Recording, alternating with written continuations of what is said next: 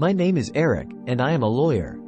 My journey into the abyss of alcoholism began with a case that I believed was my career-defining moment. The case involved a large corporation accused of severe environmental violations. The stakes were high, and the expectations on my shoulders were even higher. I dedicated months to preparing, researching, and crafting arguments. The plaintiffs were a small community whose lives and health had been devastated. Winning this case would not only bring them justice but also solidify my reputation as a formidable advocate. However, the outcome was not what I had envisioned. Despite my exhaustive preparations, we lost. The verdict was a heavy blow, not just to me but to the entire community that had placed their trust in me. They had believed that justice would prevail, and when it didn't, the weight of their disappointment felt like a crushing force against my spirit. In the aftermath, I couldn't escape the feelings of failure and guilt. The long hours I had spent away from my family, the promises of victory I had made to the community, and the personal sacrifices, all seemed in vain. It was during this vulnerable time that I turned to alcohol.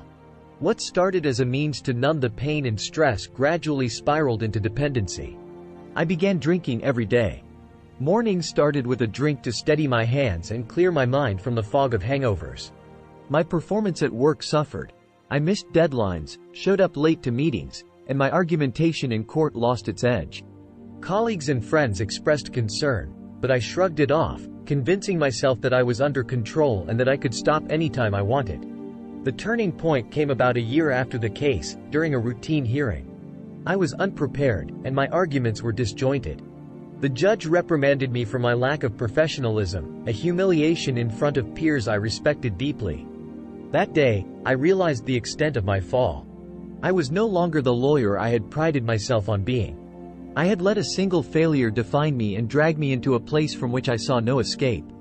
Realizing I needed help, I reached out to a therapist specializing in addiction. Through therapy, I learned that my alcoholism was not just about the case I had lost but also about deeper issues I had never confronted, including my incessant need for approval and fear of failure. I also joined a local support group, where I met others who struggled with similar demons.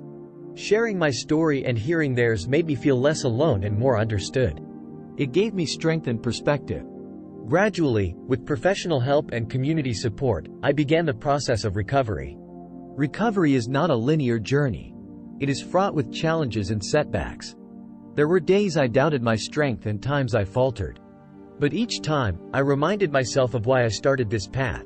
I wanted to reclaim my life, to be present for my family, and to return to the law, not driven by fear of failure but by a commitment to justice and community service. Now, 3 years sober, I look back not with regret but with understanding and forgiveness for myself. I am still a lawyer, but I now volunteer some of my time offering legal advice to those who cannot afford it, particularly in cases involving addiction and recovery. This work has given me a sense of purpose and a way to give back, helping others find their path to recovery as I found mine. If you're struggling, know that it's never too late to seek help. It's never too late to take the first step towards a new chapter in your life. My journey through alcoholism to recovery has taught me that every day is a new chance to rewrite our stories, not with what we've lost, but with what we've gained: strength, wisdom, and compassion. Remember, no one is defined by their lowest moments. We are defined by our courage to rise after falling and our willingness to transform despair into hope.